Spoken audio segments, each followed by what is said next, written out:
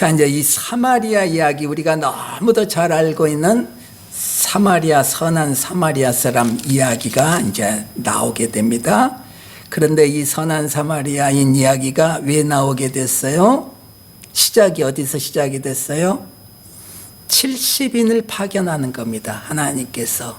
우리가 잘 알고 있는 내용이죠. 여러 차례 말씀 들었습니다. 70인을 파견하여서 하나님의 나라를 만들어내는 겁니다. 근데 하나님의 나라를 만들어내는데 70인이 가서 그곳을 하나님의 나라로 만들어냄과 동시에 하나님의 나라를 만들어내기 위하여서 가는 70인들이 더 온전한 하나님의 나라로 만들어지는 겁니다.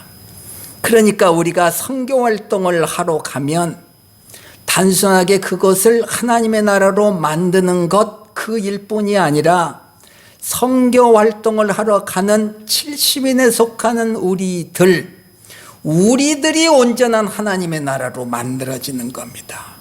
우선순위입니다. 그것이 우리가 하나님의 나라로 만들어지며 하나님의 나라를 만들어진 우리를 통하여서 그 선교지가 하나님의 나라로 만들어진다.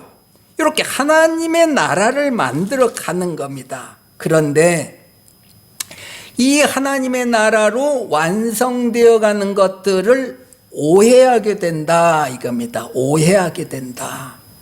잘못 이해하게 된다. 그 모습 지금 오늘 선한 사마리아인을 통해서 우리에게 다시 확인을 시켜주는 장면입니다. 예. 선한 사마리아인 이야기입니다. 하나님께서 이사야를 선택했습니다. 오늘 본문 읽었죠? 이사야를 선택했는데 그 선택한 배경이 어떻게 되어 있습니까? 천상에서 거룩하다 거룩하다 하면서 찬송하는 모습이 보여집니다. 천사들이 찬송을 합니다. 온 천상이 거룩으로 가득 차 있습니다. 온전한 교회로 완성이 된 겁니다. 이 천상의 나라에 이사야가, 죄인된 이사야가 참석을 하게 되는 겁니다.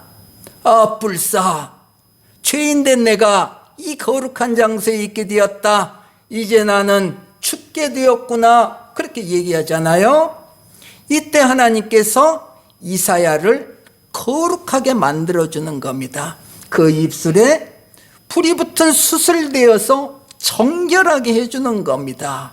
그리고 천상의 예배에 참석할 수 있는 자로 만들어내는 겁니다. 누구예요? 70인의 무리에 속한 자라는 거예요. 온전한 교회로 만들어내는 겁니다. 지금 하나님이 이사야를 통하여서 정결한 자, 하늘의 예배에 참석할 수 있는 온전한 거룩한 자로 만들어주는 겁니다. 상징입니다. 상징. 그러면은 이사야는 온전한 자가 되었습니까? 아니, 이 상황 속에서만, 이 거룩한 예배 속에서만 온전한 자가 지금 되어 있는 겁니다. 그리고 누구를 보낼까 했을 때에 이사야가 나를 보내소서. 그래서 하나님께서 이사야를 선택하셔서 이스라엘의 선지자로 보내는 겁니다. 하나님의 말씀을 전하는 자로 보내는데 그 선포 내용이 무엇이냐? 너희는 듣기는 들어도 깨닫지 못할 것이요 보기는 보아도 알지 못하리라. 요 내용이라는 거예요. 놀랍죠? 선지자로 이스라엘을 향해 하나님의 말씀을 선포를 하는데 그 선포하는 내용을 믿고 하나님 앞으로 나와야 되는데 그게 우리 생각 아닙니까? 근데 하나님께서는 뭘 선포하라고 그래요? 들어도 깨닫지 못할 것이요 보기는 보아도 알지 못하리라. 이사야의 입술을 통해서 전해지는 하나님의 말씀은, 하나님의 예언은 들어도 깨닫지 못하고 보아도 알지 못하게 된다. 왜 그래요? 이 백성의 마음이 둔하여져서 그들의 귀가 막히고 그들의 눈이 감겨서 하나님이 그러지 않습니까? 이 백성의 마음을 둔하게 하며 그들의 귀가 막히고 그들의 눈이 감기게 하라. 이렇게 해서 들어도 깨닫지 못하고 보아도 알지 못하는 자들이 되었다. 오늘 신약으로 넘어가는 겁니다. 그래서 예수님 앞에 나온 율법교사가 내가 무엇을 하여야 영생을 얻으리까? 들어도 깨닫지 못한다. 알지 못한다. 왜 마음이 둔하여져서 귀가 막히고 눈이 감겨 있는 상태다. 율법교사의 모습이다. 오늘 요 얘기 지금 하고 있는 겁니다.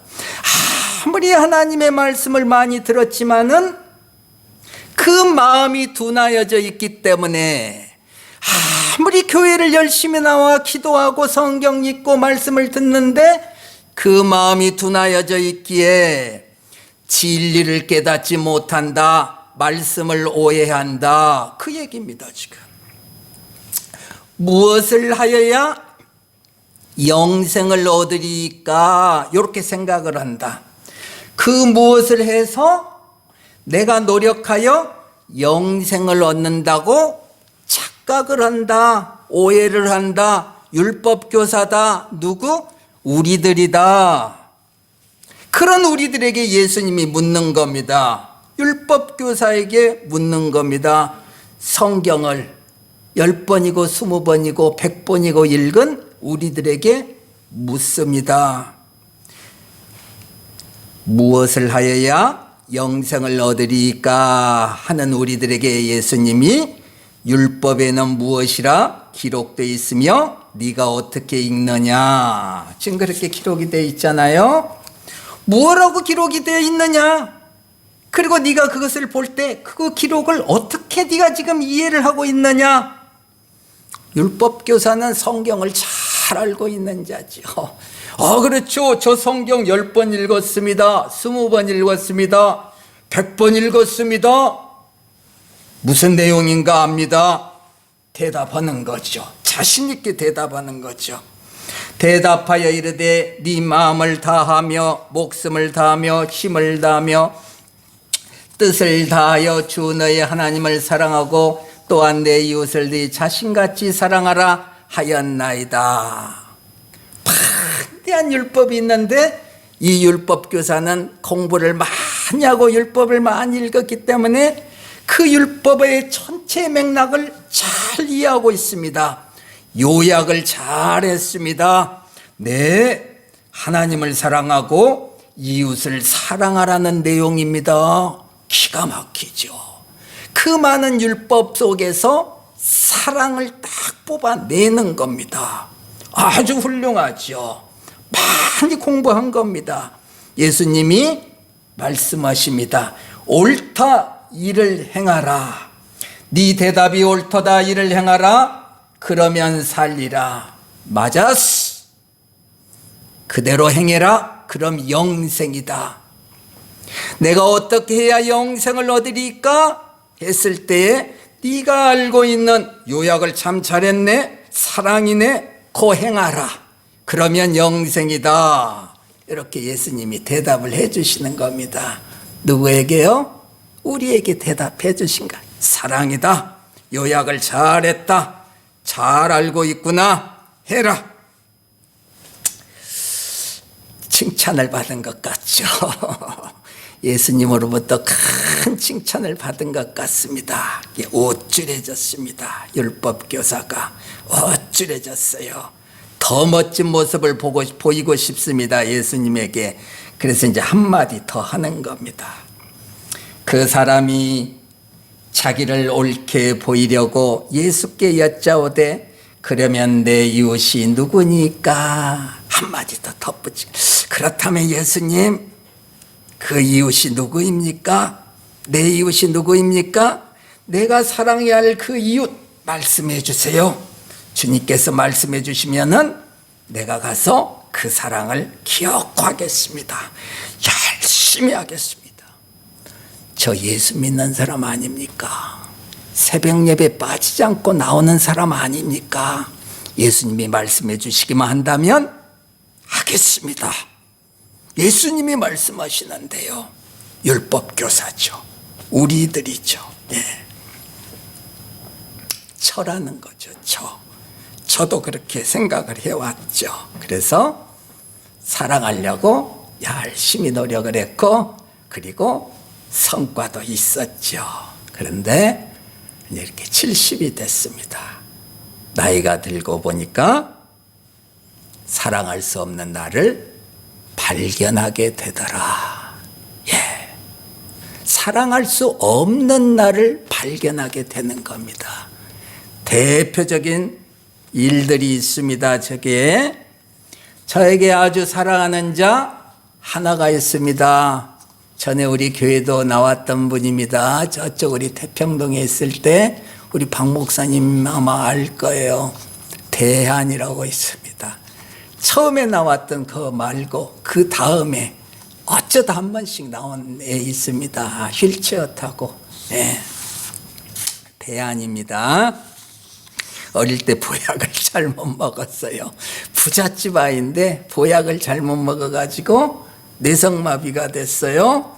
몸 움직이기가 어렵지 않습니까? 무엇보다도 이제 말을 제대로 못해서 알아듣기가 이제 힘든 겁니다.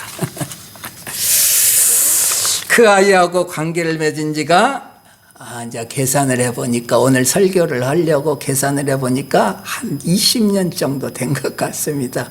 그 아이가 이제 그 초등학교 5학년이나 6학년 때 어느 교회에서 처음 이제 알게 되었으니까 20년 전이고 지금은 이제 청년이 되었잖아요. 이제 40 가까이 이제 됐어요. 30 후반이에요. 이제 많이 됐어요. 사랑하려고 노력했죠. 열심히 노력을 했죠. 예. 그런데 내 마음이 편할 때에는, 내 일이 잘 풀릴 때에는 사랑이 잘 되더라니까요. 예. 사랑하고 있는 것 같습니다. 그런데 내 삶이 어려워지면, 내 마음이 불편해지면 사랑할 수 없는 나를 발견하는 거죠. 예. 그다음 이제 부끄럽게 된 거죠. 걔 앞에서 부끄러운 내가 되는 겁니다. 사랑하지 못하는 나를 수시로 발견하는 겁니다.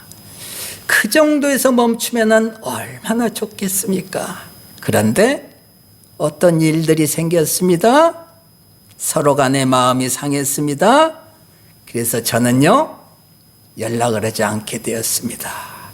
몇 달 전부터 연락을 하지 않게 되었습니다. 전화가 와도 안 받습니다. 지금 본인은 내가 왜 전화를 안 받는지 모를 겁니다. 그러니까 일주일이면 10번 넘게 전화가 옵니다. 왜요? 침대에 누워서 할 일이 뭐가 있겠습니까? 그냥 길복교회 목사님한테 보내는 거죠. 네. 근데 전화를 안 받습니다. 궁금하죠? 연락이 안 됩니다. 전화도 안 받습니다. 내 마음을 모르는 거죠. 내 마음에 그에 대한 상처가 있는 거죠. 네. 그를 사랑하고 싶지만 사랑할 수 없는 나를 발견하는 거죠. 그를 더 열심히 사랑을 해야 되는데 나는 사랑을 하지 못하는 겁니다. 이런 나를 발견해 내는 거죠. 네. 70이 되었으니 그런 나를 발견해 낼 수가 있는 겁니다. 그런데 그런 나를 발견해내면서 부인하고 싶어요. 뭘 부인하고 싶어요? 그런 나를 부인하고 싶어요. 그런 내가 싫은 거예요. 언제고 맘만 먹으면 사랑할 수 있을 거라고 생각을 해왔던 나인데 사랑하지 못하는 나를 발견해내며 그런 내가 너무 싫더라. 그러니요. 그럴 만한 이유가 있었지 하면서 자꾸 핑계를 대고 싶은 거예요. 제 스스로가. 걔가 나에게 입힌 상처, 본인은 나에게 무슨 상처를 입혔는지도 모르는 그 상처 때문에 나는 그에게 연락하지 않는 거야. 언제고 내가 맘만 먹으면 다시 연락할 수 있어.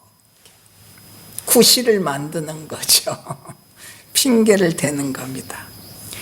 이런 우리에게, 이런 나에게 선한 사마리아인 이야기가 기록이 되어 있다. 이런 율법 교사를 위해서 선한 사마리아인 이야기가 기록이 되어 있다. 그 누군가가 길을 가다가 강도를 만났습니다. 죽을 지경이 되었습니다. 죽을 지경이 되어서 헐떡거리고 있는 그 사람을 지나가던 사람이 보았습니다. 누가 보았어요? 신앙생활을 잘 한다는 누가 보았어요? 오늘 보면 제사장이 보았어요. 또 누가 보았어요? 레위인이 보았어요. 누가 보았어요? 훌륭하신 목사님이 봤어요. 자비심이 가득한 고아원 원장님이 봤어요. 누가 봤어요? 슈바이처 박사님이 봤어요. 테레사 스녀님이 봤어요. 누가 봤어요? 예수 잘 믿는 우리들이 봤어요. 그 누군가예요. 모두에게 해당이 되는 거예요. 신앙생활을 잘 한다고 생각하는 율법 교사를 위시해서 길벗게 있는 모든 성도들이 함께 강도 만난 자를 보았어요. 길을 가다가. 그런데요, 어떤 사정이 있게 되면 그 자를 외면하더라. 어떤 사정이 있게 되면 사랑하는 대안이를 외면하더라. 내 모습 그대로이더라. 모른 척 하더라. 전화도 안 받더라. 우리는 많은 사람들을 사실 지금 사랑하고 있잖아요. 사랑하고 또 사랑하려고 하잖아요. 그런데 오늘 본문을 보면 어떻게 돼 있어요? 예루살렘과 여리고 사이 그 어떤 길을 가게 되면 사랑하는 사람을, 사랑해야 될 그 사람을 우리는 본의 아니게 외면하게 되더라. 어디서요?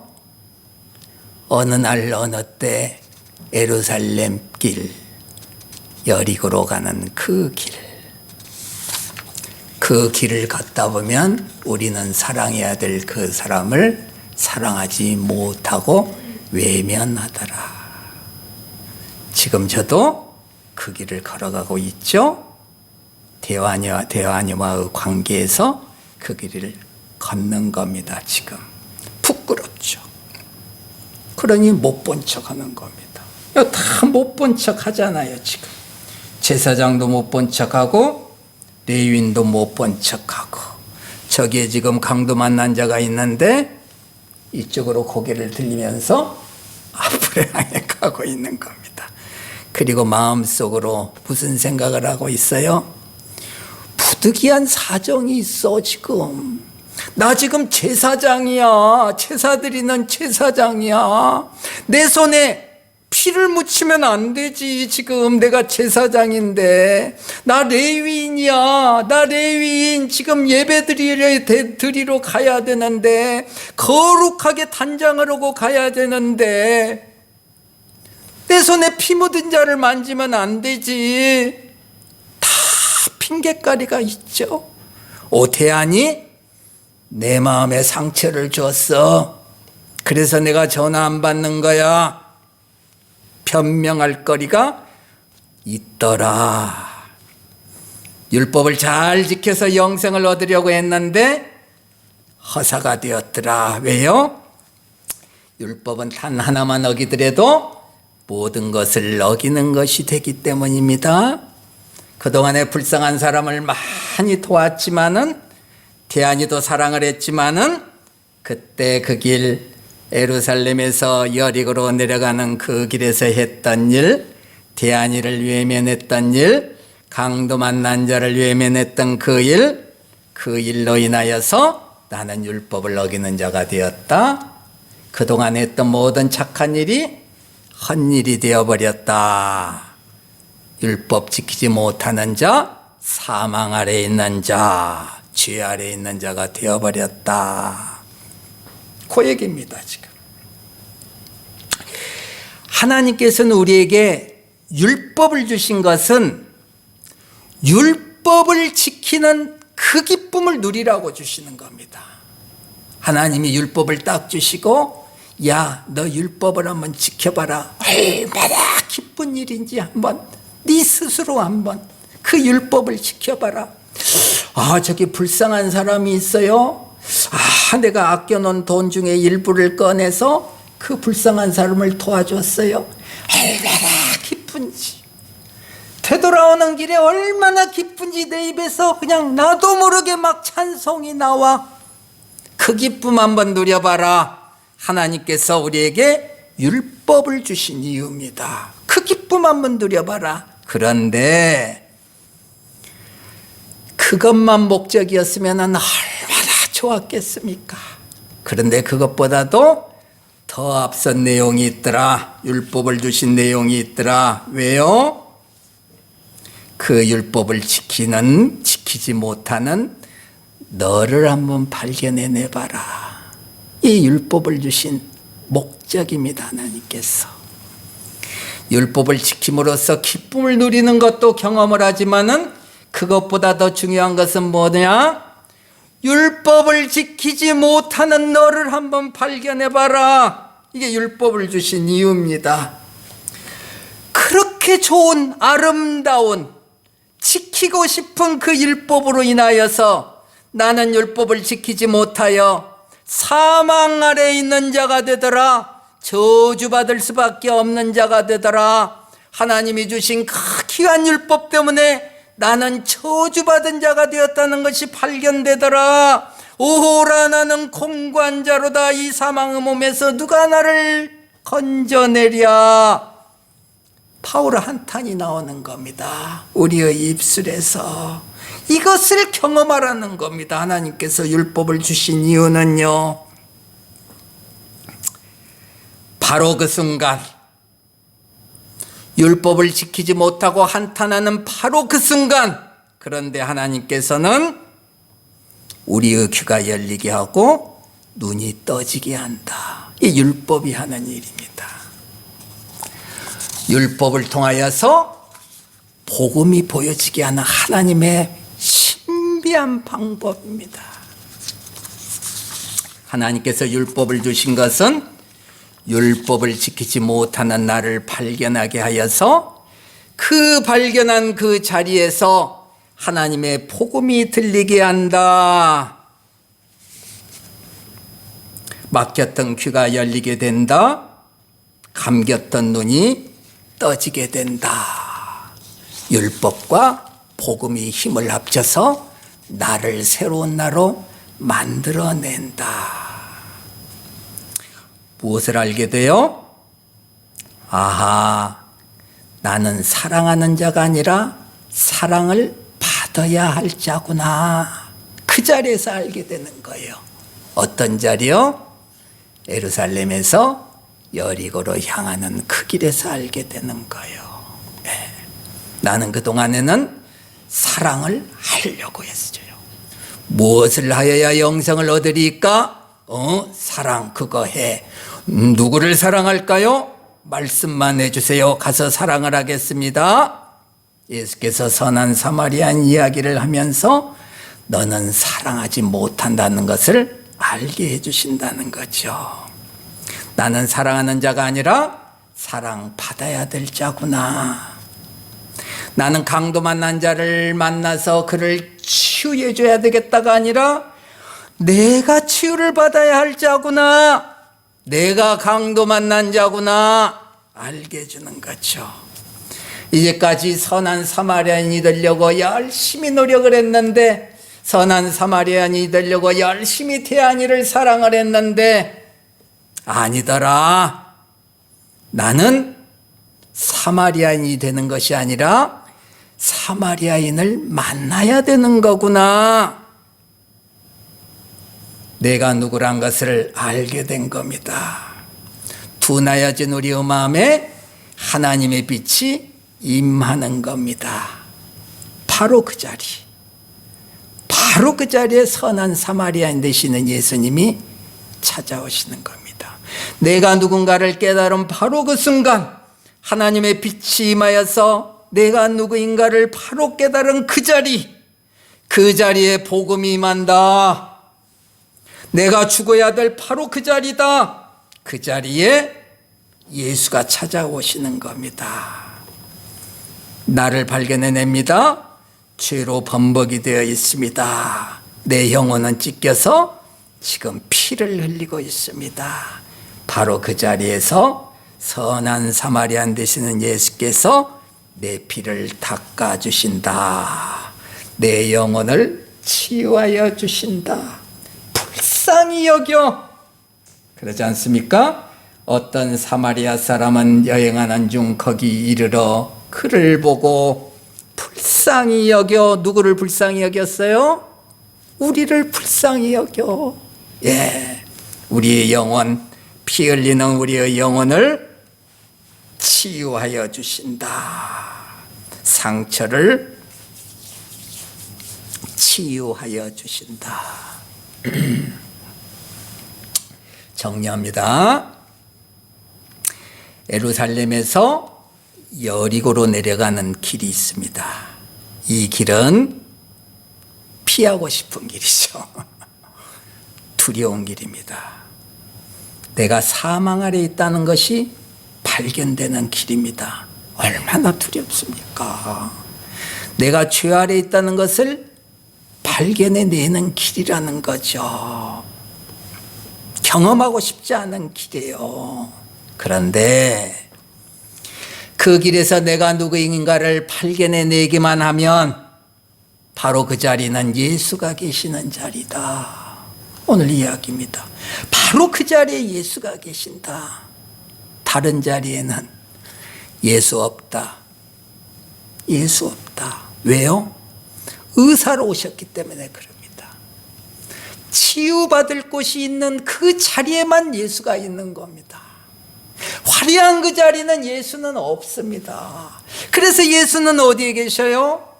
예루살렘에서 여리고로 가는 그 길. 그 길에서 내가 누구인가를 발견했을 때, 내가 사망 아래 있다는 것을 발견해냈을 때에 그때만 예수가 있다. 거기서 우리는 치유를 받는다. 그러니 우리의 인생길이 뭐예요? 우리의 모든 인생길은 예루살렘에서 여리고로 가는 그 길이라는 거예요. 그리스도인의 인생길은 모든 것이 예루살렘에서 여리고로 가는 길이다. 내가 누군가를 발견해내야 하는 길이다. 발견해내기만 하면 예수를 그 자리에서 만날 수가 있다. 그래서 그리스도인은 그 길을 피하지 않는 겁니다. 세상은요, 두렵죠. 내가 죄인 된 것을 발견해내고 내 영혼이 피 흘리는 장면을 본다는 것은 얼마나 힘든 일입니까? 그러니 세상은 모두 그 길을 피해버리는 겁니다. 그 길을 가지 않습니다. 그러나 그리스도인만은 하나님이 억지로 우리의 멱살을 잡고 그 길을 가도록 그 길에 던져 넣는 겁니다. 그래서 우리는 어쩔 수 없이 예루살렘에서 여리고로 가는 그 길을 갈 수밖에 없다. 요것이 복이다. 요것이 은혜다. 요 길에 설 수 있는 것이 은혜다. 여기서 예수를 만났다. 험악한 길이었는데 그 길이 복된 길이 되었다. 그 이후 삶을 우리가 한번 상상을 해보는 겁니다. 예수님에게 치유를 받은 그 이후의 삶. 그 삶은 어떤 삶이겠어요? 이사야가 천상의 그 예배에 참석하는 삶입니다. 거룩하다, 거룩하다, 거룩하다. 그 천상의 거룩이 가득 차 있습니다. 내 마음이 예수 그리스도의 피로 인하여서 정결하게 되었습니다. 거룩입니다. 예수 그리스도의 완성입니다. 요 삶 사는 거예요. 어떻게 이 삶을 살게 됐어요? 예루살렘에서 여리고로 가는 그 길을 하나님께서 걷게 해주셨어요. 거기서 예수 만났어요. 예수님으로 인하여서 내 영혼이 치유되었어요. 요 삶 살아내시기를 바랍니다. 특히 우리 은호 이 삶 꼭 살아내시기를 바랍니다. 주님 감사합니다.